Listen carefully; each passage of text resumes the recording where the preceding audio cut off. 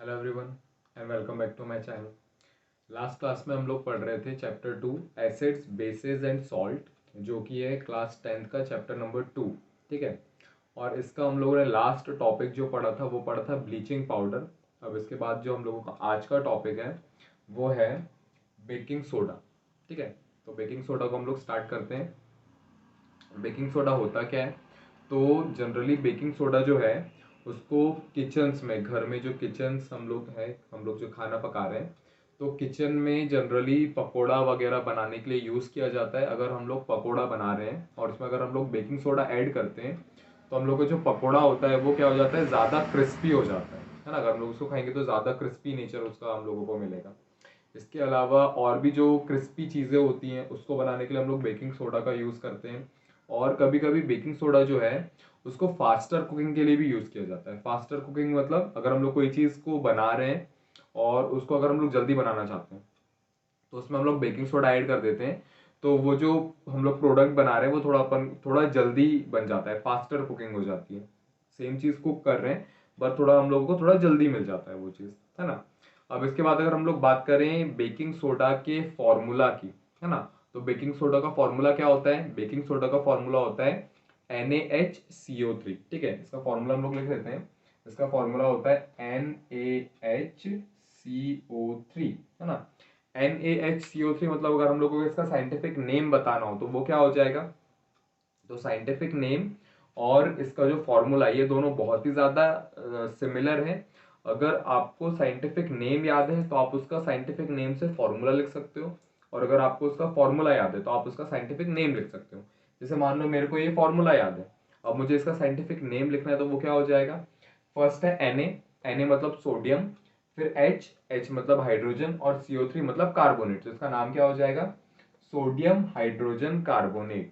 ठीक है। तो अगर आपको नाम याद है सोडियम हाइड्रोजन कार्बोनेट तो आप उससे फॉर्मूला बना सकते हो NaHCO3। और अगर आपको फॉर्मूला याद है तो आप उससे क्या कर सकते हो, आप इससे नेम लिख सकते हो। ठीक है।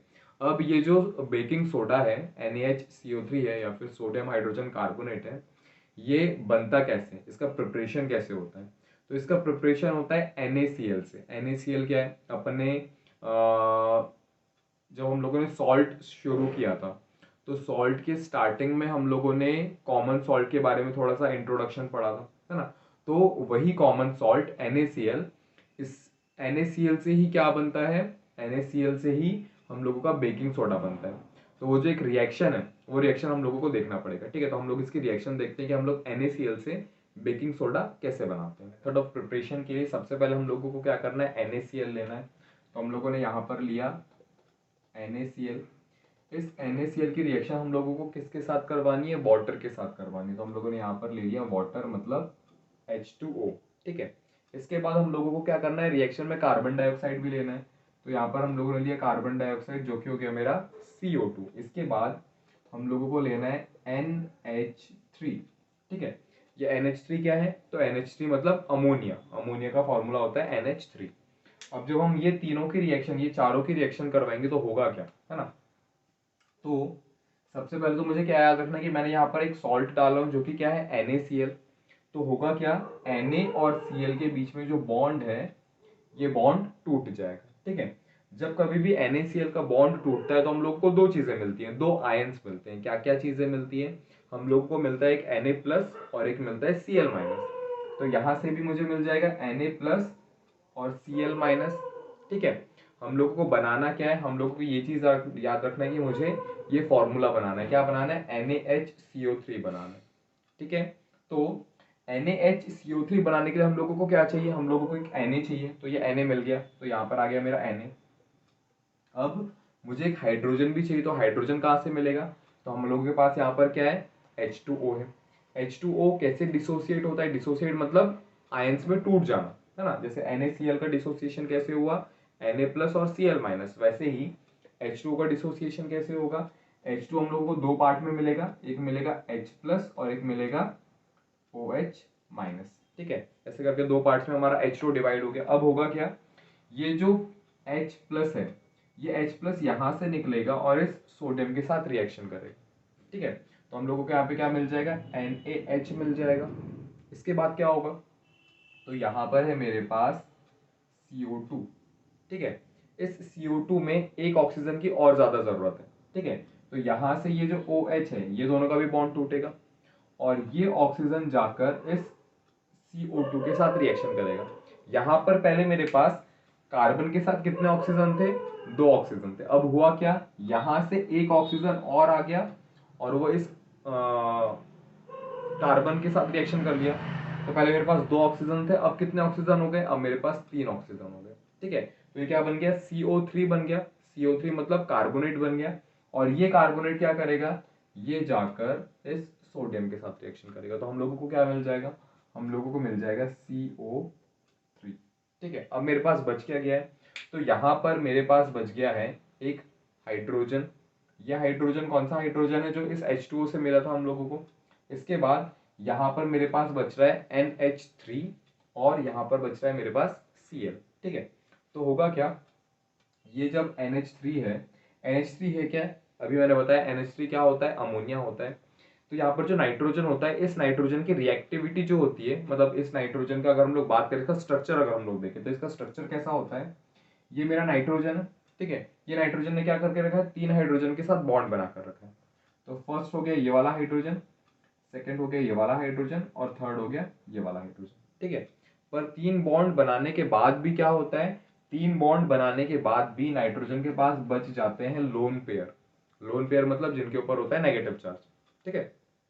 अब जब ये अमोनिया क्या देखता है कि इसके आस पास सराउंडिंग में अगर कोई H+ आयन है या फिर कोई भी ऐसा कंपाउंड है जिसके ऊपर पॉजिटिव चार्ज है, तो ये अमोनिया क्या करता है, अपना लोन पेयर उसको डोनेट कर देता है। या फिर ऐसे समझ लो कि लोन पेयर है, लोन पेयर के ऊपर क्या है, नेगेटिव चार्ज है, कोई सराउंडिंग में पॉजिटिव चार्ज वाला अगर मिल जाए तो ये दोनों के बीच में क्या हो जाएगा, अट्रैक्शन हो जाएगा। अब यहाँ पर मेरे पास क्या है, एक H+ है ना।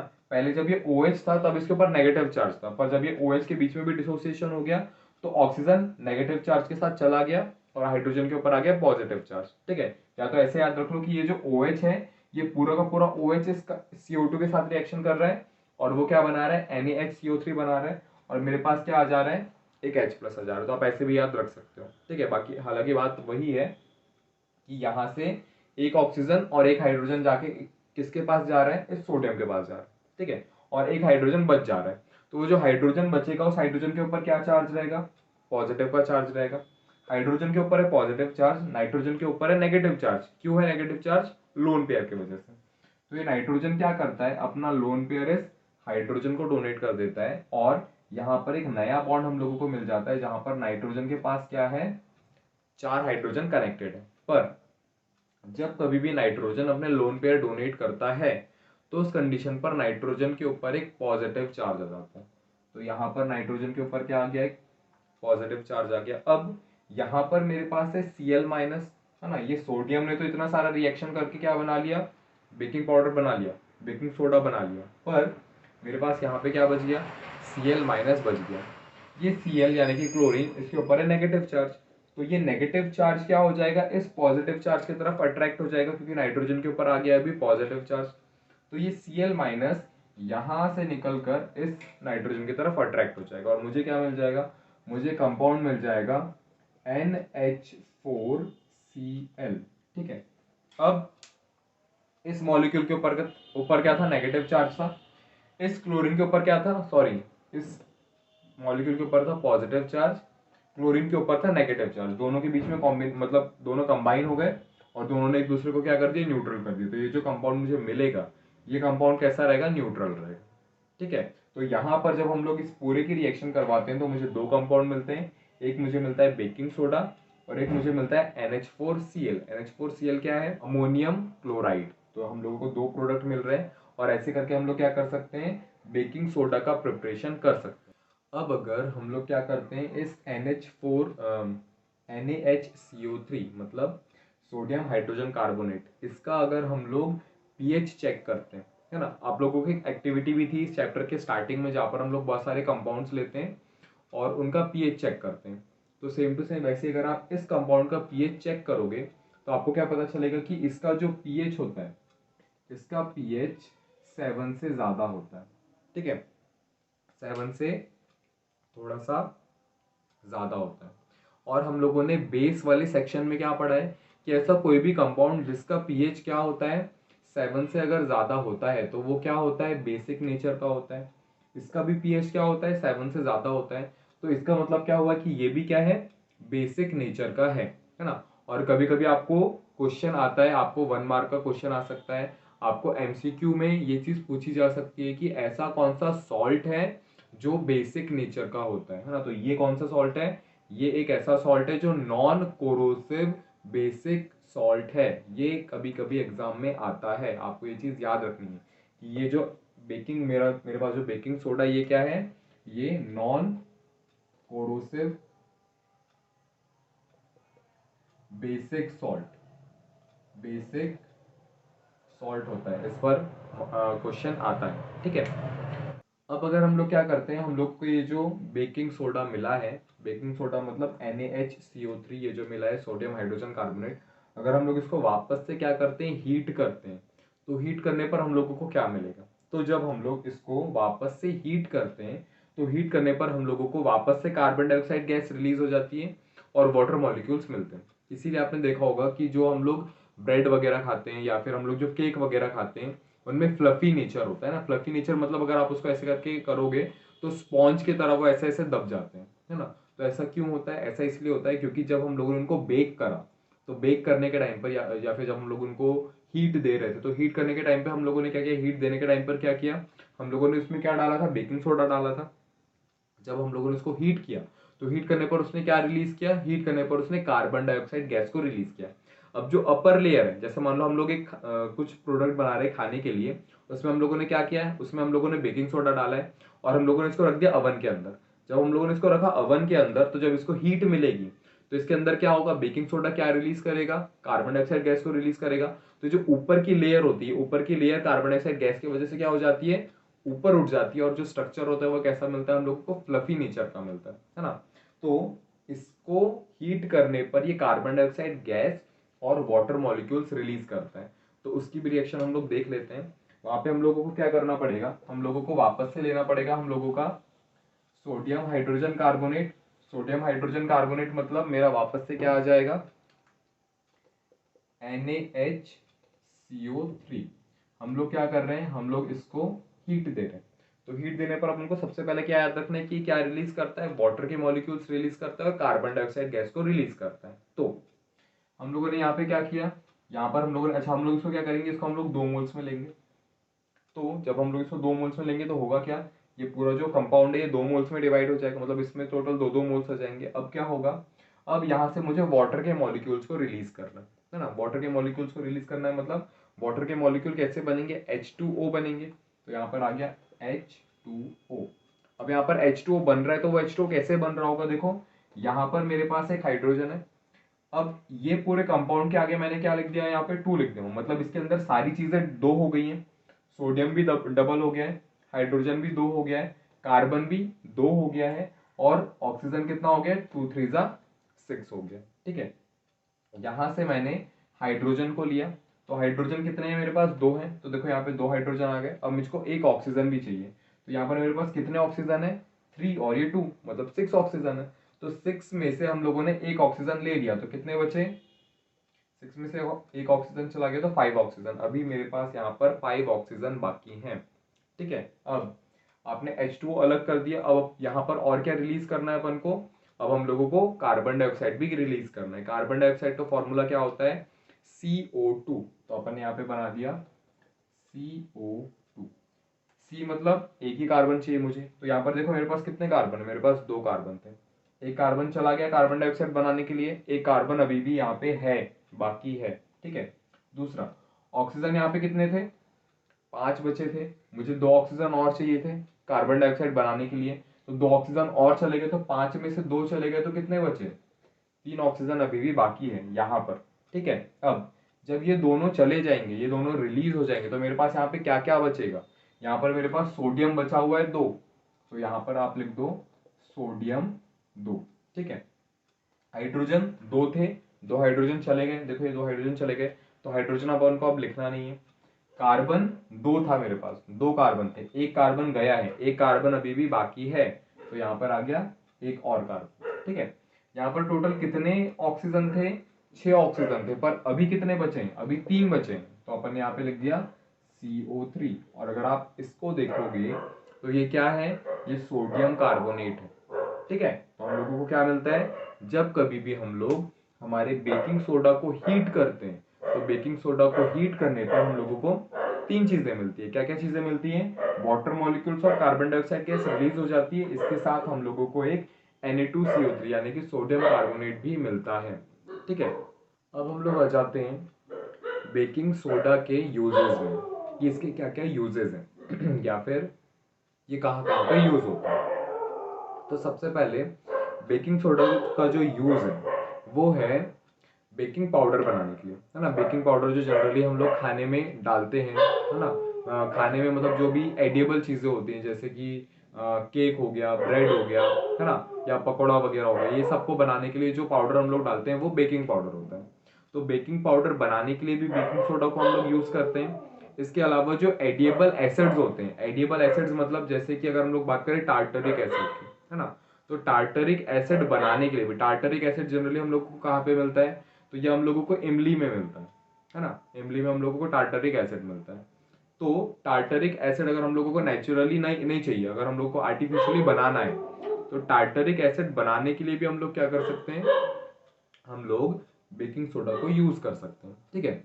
इसके अलावा अगर आप बेकिंग सोडा की रिएक्शन करवाते हो किसके साथ, आप अगर इसकी रिएक्शन करवाते हो किसी एसिड के साथ, तो एसिड के साथ रिएक्शन करवाने पर हम लोगों को सॉल्ट मिलता है। लेकिन वो जो सॉल्ट रहेगा वो कैसा रहेगा, वो सॉल्ट सोडियम का सॉल्ट रहेगा, मतलब सोडियम की सीरीज का ही कोई और सॉल्ट हो सकता है, ठीक है।